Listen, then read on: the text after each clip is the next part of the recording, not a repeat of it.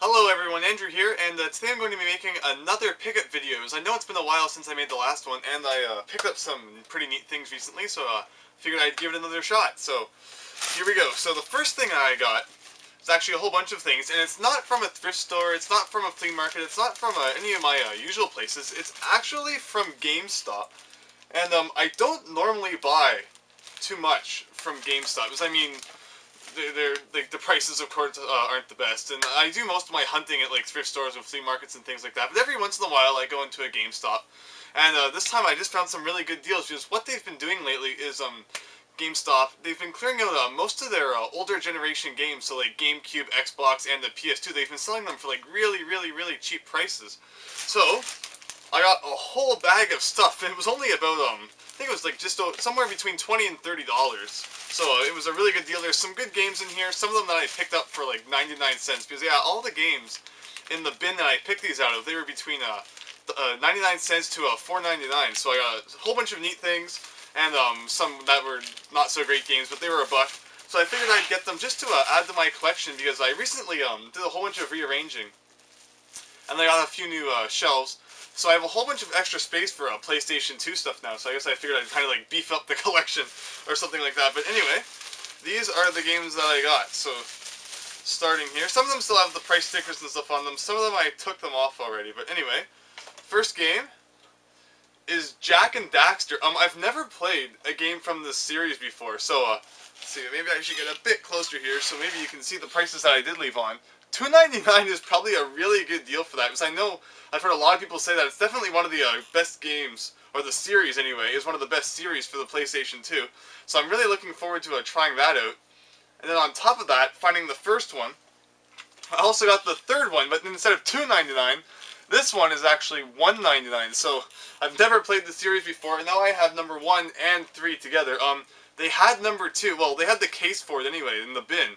So then when I went to go buy it, of course, they never keep the discs in the cases when they're sort of out on the floor. So then they went to go, they went through their shelves to try and find the disc, and they couldn't find the disc for the second one. So unfortunately, I was only able to buy the first and third one. But hopefully I'll find the second one somewhere down the line, and looking forward to playing those, as I'm sure they're going to be very fun games. Next thing I got here, these are more of the more expensive ones, not the 99-cent ones I was talking about. This one looked interesting. I've never played it. I never even really heard of it, so I'm kind of just going out on a whim.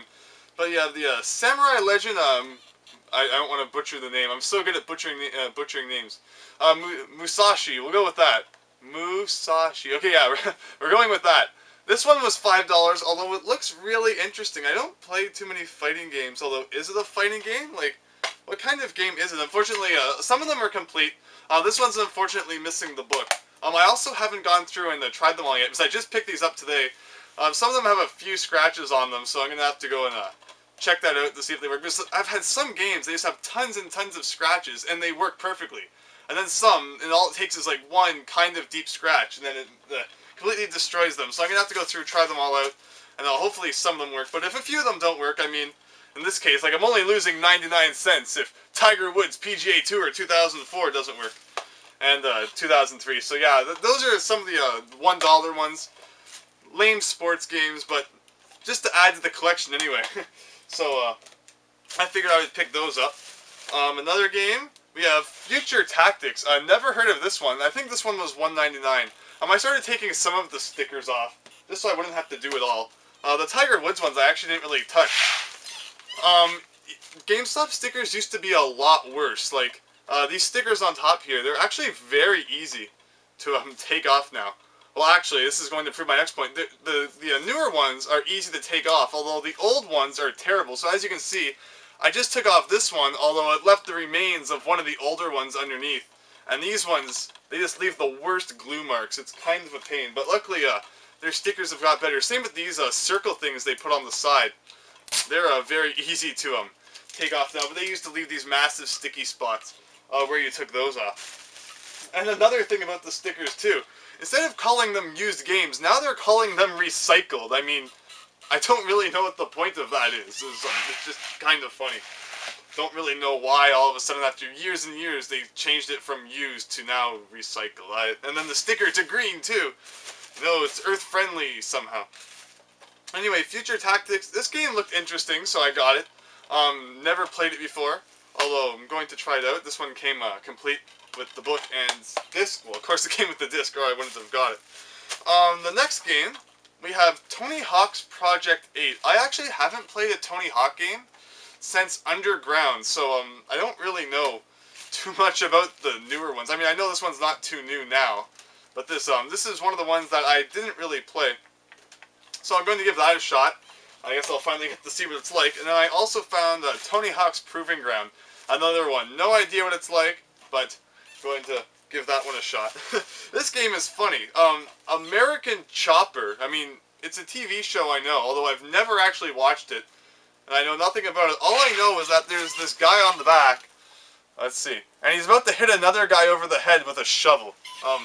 So maybe you get to do that in this game. Who knows? If you do, maybe it would be kind of fun. But it says things more like building motorcycles and stuff. So guess I'll have to try it out and see what it's actually about. The next game, Unreal Tournament. Yes, very cool game. And this was in that bin as well. I believe I paid, I don't know. I wish I hadn't taken the stickers off all of them now. But anyway, I was just trying to get them off, so I didn't have to do them all after the video. But yeah, still a very cool game. I was happy to get that. And I left the stickers on these two. Next one is Prince of Persia: Sands of Time. I actually haven't played any Prince of Persia games past like the original ones. Like I've played the first one for NES, Super NES, and Amiga. Although after that, I never played any of the later games. And this one, I didn't take the circle thing off yet. There we go. Yeah. Anyway, so I'm looking forward to playing that. I have a friend who's a big fan of the Prince of Persia games, so can't wait to give that a shot. And then the last game, actually the second last game, but the last PS2 game that's in here, I'm going to butcher this name so bad. I'm just not going to say the subtitle, although still, the main title, I'm kind of afraid. Klonoa, is that right? Hopefully it's right. This game looked really neat, and I believe I've heard about it before. And it looks like a lot of fun. So this one was one of the $5 ones, so one of the ones that was like the most expensive it got. But it looks like fun, and I'm looking forward to trying it, so I figured it was worth it. $5. Is usually if you go to like a thrift store and things like that, their games are usually priced at about $5, like the newer ones anyway. Like if you see like a PS2 game, any games that come in cases like this, they usually price at $5. So I figured I'm never gonna find it any cheaper, and I think it looks really cool. So I'm looking forward to trying that out. Too bad I don't have the first one, so hopefully there's not too much story I'm going to miss out on there. Maybe I'll have to look into that before I play it. And then the last thing in my GameStop bag is Final Fantasy for the PSP. I haven't really played too many Final Fantasy games, and definitely haven't beat any of them. Because as I talked about in my favorite games video, I was never really the biggest RPG fan. So like, if you went back and asked me like what RPGs I liked from like the Sony days and the Super Nintendo days, I really can't answer that question because I didn't start playing RPGs until PlayStation 2 with Arts Nellico. So I really didn't play too many Final Fantasy games, and I don't know, I could just never get into them. I'm not really quite sure why. As I think the problem is that with a series, I always like to start from the beginning. Even in a series like Final Fantasy, where the story like doesn't really have any it doesn't really continue on after the next game. I just can't make myself all of a sudden jump in at like 13. I'd have to go back all the way to the beginning and play through it again to be satisfied, and I just don't have that much time to play through all those RPGs, and then there's millions of spin-offs. So I play a lot of video game series, and I guess Final Fantasy was just one that I never got into. But anyway, I got the first one for PSP for $5, so who knows, maybe I'll play through it someday. Maybe. But anyway, that's cool, so I picked up that as well. And yeah, that is all that I got at GameStop. That's not all for this video, anyway. But that's all I found at GameStop. The whole stack of games, I believe it was 13 games, and I paid about $30 for that. Somewhere around there, so I was quite happy with that. And looking forward to going through all those and playing a whole bunch of them, and some of them are just for adding to the collection, like Tiger Woods and stuff like that. So anyway, moving on. The next thing I want to show is in this bag. Some people will know what this is already just by looking at it. Some people may not. and I think that is really neat, although some people may argue about it, and that is the Game Boy Micro. I actually really like the Game Boy Micro. It's it's like a smaller version and more compact of the Game Boy Advance. I think it's really neat. Some people think it's dumb because it's smaller than the original Game Boy Advance. Like, why would you make it smaller? But it's nice and compact, very easy to take places and just put in your pocket. When it comes to portable handhelds, I know there's like two different sides. Some people who like it, like the handhelds to be a bit smaller so they fit in their pockets and things like that. And then other people who like the DSi XL, they think it's great because the bigger the screen, the better. I like the DSi XL. I like the bigger screen.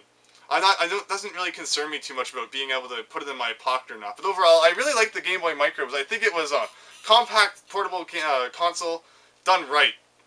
It is missing a few of the features that the normal Game Boy Advance had, like you can't link up and stuff like that. Although it's still very neat. Game goes in the bottom, and overall, it's just very cool. I like the Game Boy Micro, so it was neat to find that.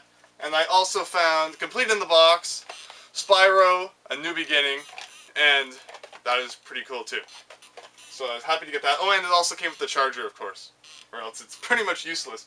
Because yeah, portable consoles, they've all gone over to charging now. No more AA batteries. And I mean, that has its goods and bads. On the good side, you're not wasting money on AA batteries anymore. Although on the bad side, if you ran out of, if your battery died while you were out, all you had to do was change the batteries and you could keep on playing. Although now, if this dies, you have to wait until you have a power outlet, which usually means you have to wait till you get home to charge it. So if it runs out while you're like waiting somewhere or something like that, it's you can't just pick up from there if you have some extra batteries. You have to find a way to charge it, and people don't normally carry their charger around, so that's usually kind of an issue. So, I mean, it's definitely good and bad, the way that things have gone about not using AA's anymore. I personally like AA's, although I guess they are money-consuming. So anyway, that's for that. Next thing I'm going to show, this is pretty weird.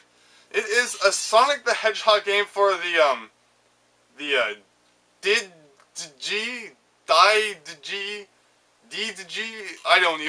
I don't know how to spell it. It's made by Leapfrog, and it's some portable console that's supposed to be educational. But it's a Sonic game, and it was $2, and I thought it was really neat. Overall, this looks really cool. It's all complete. So I just think it's neat.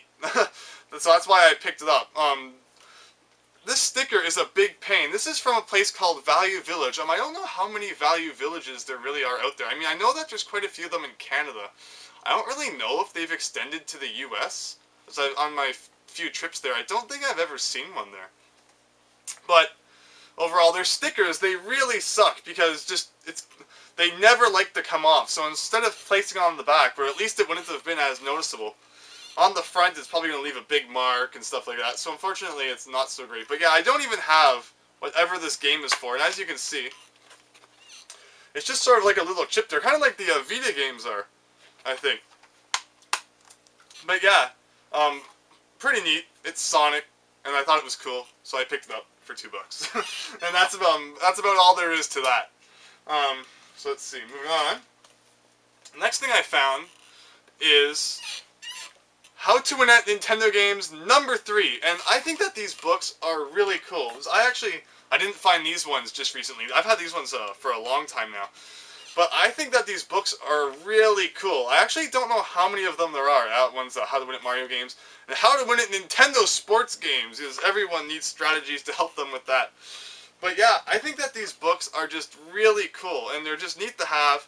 Any old video gaming literature or magazines, I just find really fascinating. So to finally find this one, which I've known about it for a long time, because I knew that there was a third one, although I've never seen it. Because we were at this place, at another thrift store kind of thing called Talie's, and my sister was looking through all the books. So I decided to just give them a look too, because it's like finding a needle in a haystack. There's just so many books, and there's not even a guarantee that there's anything good in there. So I found this, and I was really happy about it. So yeah, I finally have the third one to add to my collection. Although, as you can see on the back, there's another case of their stickers. Really suck. They're like these big rectangle stickers, and just trying to get them off, they leave these massive marks. Because no matter how careful you are, some stickers, they just don't want to come off. Goodwill stickers are pretty nice, but Value Village and the Tally stickers, they just stick to everything and never come off.